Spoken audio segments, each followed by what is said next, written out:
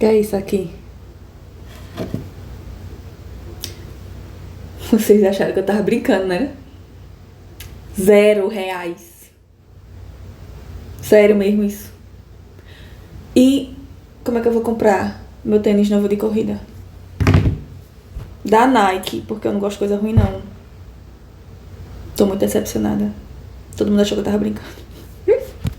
Ai, um pouco de esquizofrenia, tem que ter, né? Gente, eu tô cansada. Tô abusada, tô entojada. Quero fazer logo essas provas. Pronto, tchau. Mas vamos lá, né? Coluna vertebral é o nosso tema em imagem. Achei muito legalzinho, muito bonzinho de estudar, porque é voltado unicamente para radiografia. E eu tirei muita radiografia já de coluna durante o tempo que eu fiquei como técnica em radiologia. Então, é algo que me traz uma familiaridade muito boa, até porque ter a prática da radiologia me fez resgatar e lutar pelo sonho da medicina, que eu, graças a Deus, estou vivendo agora. Vamos começar com a cervical. Gente, a cervical eu vou observar que é da C1, que é o Atlas. Lembrando que na cervical nós temos duas vértebras que têm nomes especiais, que é o Atlas e o Axis. O Atlas tá mais ou menos por aqui, quer dizer, aqui. E o Axis vai ficar embaixo e ele vai ter um negocinho chamado processo odontoide, que ele vai se encaixar no Atlas. Então tem o Atlas, Axis e o restante das vértebras. Então vai ser do Atlas até a C7. Na C7 eu vou conseguir saber muito bem que é a C7, primeiro porque ela antecede a vértebra que tem a costela. A partir da costela já é torácica. E também por conta do processo espinhoso da C7, ele é bem proeminente. Então ele tem um rabão assim. É nesse momento que eu vou conseguir identificar que é a cervical. Na cervical, nós temos 3 incidências.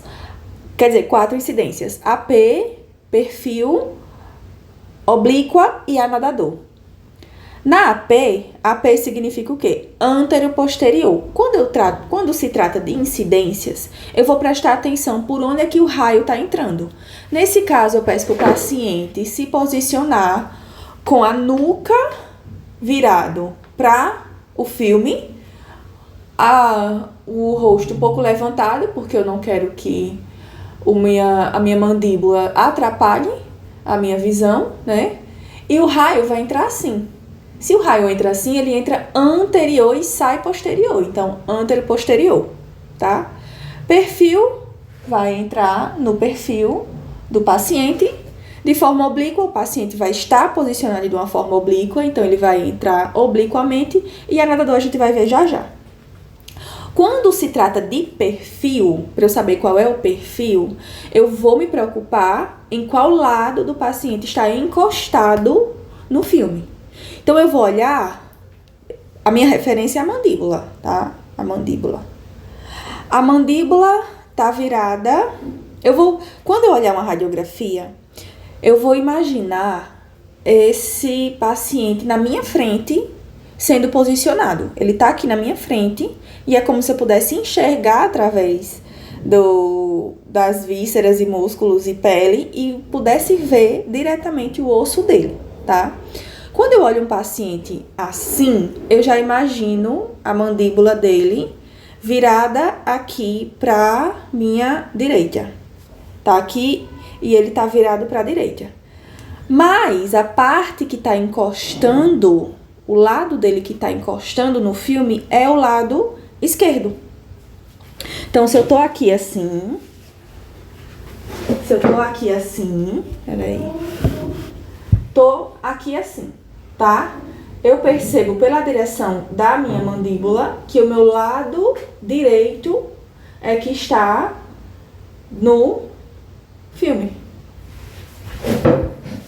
E aqui o meu lado esquerdo que está no filme, tá? Então, lembre, é perfil direito, perfil esquerdo, pelo lado que está encostado no filme. O filme fica bem aqui. Ou parede, o lado que está encostado, virado para a parede, é o perfil, tá? Nesse caso aqui. Tô vendo o paciente aqui na minha frente. Peraí. Então, o lado direito dele é que tá encostado. Mesmo caso aqui, o lado direito dele... Eita. O lado direito dele que tá encostado na parede. Então, nesse caso, eu vou ter aqui um perfil direito, perfil esquerdo. Nesse caso aqui, eu vou ter uma oblíqua anterior direita. Por que anterior? Porque ele vai vir anterior a ele. E aqui, nesse caso, um nadador do lado direito. Olha, tá vendo como confunde? E esse nadador, ele é uma incidência que serve para avaliar a junção entre a sétima vértebra e a primeira vértebra torácica, tá? A C7 e a T1. Por quê? Tem paciente que você vai fazer o perfil oblíqua... Não, o perfil ele tá assim, ó. É assim. Quando eu era técnica, quando eu posicionava o paciente, eu já fazia isso aqui no ombro dele para ver se ele conseguia abaixar, porque tem gente que é assim, natural, né? Para ver se ele conseguia abaixar, para eu conseguir ter um alinhamento perfeito. Isso aqui, em toda radiografia de tórax, você faz, você dá essa abaixada para o paciente conseguir ficar numa posição corretinha. Então, eu já fazia isso aqui, ó, relaxa o ombro, postura, para ver. Mas tem gente que, por limitações mesmo, não consegue fazer isso. Então, a gente faz um nadador. Tenho aqui as incidências, tá? Aqui o AP, ok? Ó, aqui eu já consigo ver a primeira costela, né? Então, é aqui a C7? É. Aqui o perfil dele. Daqui a pouco a gente vai ver as características de um bom perfil. O oblíquo e aqui o nadador. Se você me pedir para eu achar aqui a T1, essa aqui, C7, dificinho, viu? Então, aqui, AP, perfil direito, por quê? Porque o paciente está encostado com o lado direito. Aqui também, oblíquo direito. Como é que eu vou ver? Primeiro o corpinho da vértebra, né? E a mandíbula são boas referências. Por quê? Se eu tô vendo essa mandíbula virada pra... Ai, gente, eu tenho uma dificuldade. Pro lado esquerdo, eu vou imaginar esse paciente virado pro lado esquerdo. Se pra mim ele tá no lado esquerdo, então pra parede ele tá no lado direito. A parte dele virada pra parede é o lado direito. Pra mim, eu tô vendo o lado esquerdo dele. Então, a parede que está oposta está vendo o lado direito dele. Desse mesmo jeito aqui. Então, o corpinho da vértebra aqui fica do mesmo lado da mandíbula. Aqui é uma boa referência, tá? E aqui a gente tem a característica de um bom perfil de cervical, tá? Então, eu vou ter as vértebras aqui mais alinhadas, ok, ó, que nem tá nessa imagenzinha aqui, ó. Aqui um pouquinho curvado e aqui um pouco mais curvado. E aqui a gente vê já paciente com patologias. Nitidamente aqui eu tô vendo uma perda de densidade, olho normal, ó. Aqui eu tenho essa parte mais escurinha porque é o ar entrando pela traqueia. Mas aqui já tá esbagaçado, né? Olha, até vindo aqui. Não tem como ser ar aqui do lado, né? Aqui eu já consigo ver uma proximidade anormal aqui do meu espaço intervertebral entre a C6 e a C5, aqui a C7, porque eu tô vendo esse processo espinhoso gigantesco. Eita. Aqui. E também uma curvatura muito mais acentuada desse pescoço, né? Olha, dá pra ver até aqui, que a pele fica dobrada. Tá lascado. Gente, esse oblíquo aqui, que é um oblíquo esquerdo. Não, direito. Ele tá virado. Eita. Ai, gente, que dificuldade que eu tenho. Pô, esse é o direito, esse é o esquerdo, ele tá com o lado esquerdo, ele está com o lado esquerdo virado pra mim. Não, pra parede. O lado direito virado pra mim, o lado esquerdo virado pra parede. Gente, eu aprendi, tá? Esse assunto, calma. É porque eu tenho dificuldade em esquerda e direita, não sei porquê. Eu acho que eu tenho tanto problema mental que se eu for cavucar, vou te contar, viu? Tenho dificuldade com o direito e esquerdo, tenho dificuldade com a abreviação de palavras. Tem muito na medicina, né? Então, a pessoa chega pra mim. Ah, o paciente tá com a SEC. Porra, é isso? Ah, eu vou ver o ATB. Hã? Aí eu vou me ligando que ATB é antibiótico, SEC carcinoma de células escamosas. Enfim, é isso. Pronto, gente. Cervical, pelo menos pelos slides da professora, né? Pelo que eu vi, é isso que a gente vai abordar, que ela vai abordar. A torácica. A torácica vai da T1 até a T7 e eu vou observar a primeira costela e a última costela, tá? A torácica é todas aquelas vértebras ali que acompanham a costela. Como incidência, eu vou ter AP, perfil e oblíquo. Com pacientes saudáveis, a preferência é que seja feita em ortostase. Por quê? Porque eu vou ver também a curvatura da coluna. Dá pra eu ver muito escoliose. Quando eu fazia pra tórax, a gente fazia muito pra avaliar a escoliose do paciente, tá? Eu tô vendo aqui até, tá meio curvadinho, viu? Tá meio lascadinho essa pessoa aqui. E também tem o oblíquo, né? Essa aqui é a posição oblíqua. Obviamente, do mesmo jeito, eu vou observar o lado do paciente que está colado no filme e é útil para avaliar as articulações zigopofisárias, conhecidas como faceta articulares, que são essas aqui, ó. Que elas são articulações sinoviais localizadas entre as vértebras, responsáveis por permitir flexão, extensão e rotação da coluna, tá? Geralmente eu posso ver alguma alteração degenerativa, como a osteoartrose, inflamatórias, traumáticas, enfim.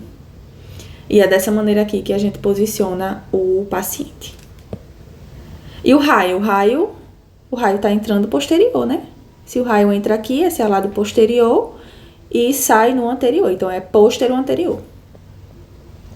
E a coluna lombar? A coluna lombar eu vou observar da L1, que é a primeira vértebra, depois da última costela, até a L5, que é a última vértebra antes ali que tá coladinha com o sacro. Aqui o sacro e aqui as vértebras. 1, 2, 3, 4, 5 e aqui o sacro. Tem até uma patologia que a vértebra é colada com o sacro, tipo, tem uma vértebra a mais, né? Eu esqueci o nome, a professora citou, mas eu esqueci o nome, me lembrei o nome. Que é a vértebra, tem mais uma vértebra junto com o sacro já, né? Então ele fica com 6 vértebras. E aqui o perfil, tá? Novamente, como na cervical, eu vou usar como referência o corpo da vértebra, como se o corpo da vértebra fosse a minha mandíbula, tá? Nesse caso, o corpo da vértebra tá virado para a minha direita. O paciente, eu estou vendo o lado direito do paciente. Então, eu vou dizer que é um perfil esquerdo, porque o lado esquerdo dele é que está virado para o filme. Oi? Tô pegando o jeito. E dentro da coluna lombar, nós vamos ter uma incidência bem especial, que é a oblíqua, mas nessa oblíqua ela tá associada ao sinal do cãozinho, pode ser sinal do cãozinho escocês, do bulldog, enfim, que é o Scott Dog Sing. Scott acho que é de escocês, né? Enfim, que é uma referência anatômica para avaliar principalmente a par interarticulares, que é uma região onde pode acontecer a espondilólise. Então, aqui, ó. Tá aqui essa referência anatômica pra gente olhar e dizer assim, tá, esse perfil é legal. Ó, tá bem aqui. Gente, eu tive uma dificuldadezinha de conseguir avaliar. Mas a partir do momento que você consegue enxergar, ó, um monte de cãozinho. Uau! A partir do momento que você consegue enxergar, fica mais fácil. Eu até peguei uma aula em que o professor fazia o desenho, que pra mim ficou bem mais claro nessa aqui do que nessa outra radiografia.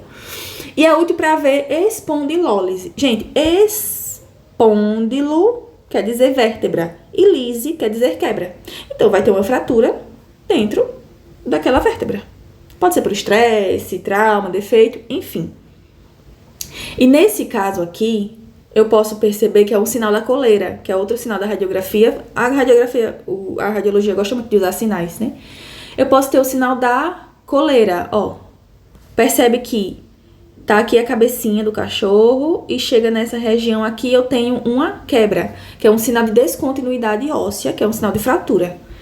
E a fratura no istmo da vértebra, tá? Pode ser em outros locais também, né? E tem também a espondilolistese. Espôndilo de vértebra e listese significa escorregamento, que é um escorregamento da vértebra, né? Descolamento da vértebra sobre a outra. Para eu avaliar essa espondilolistese, eu vou dividir a minha vértebra em 4/3.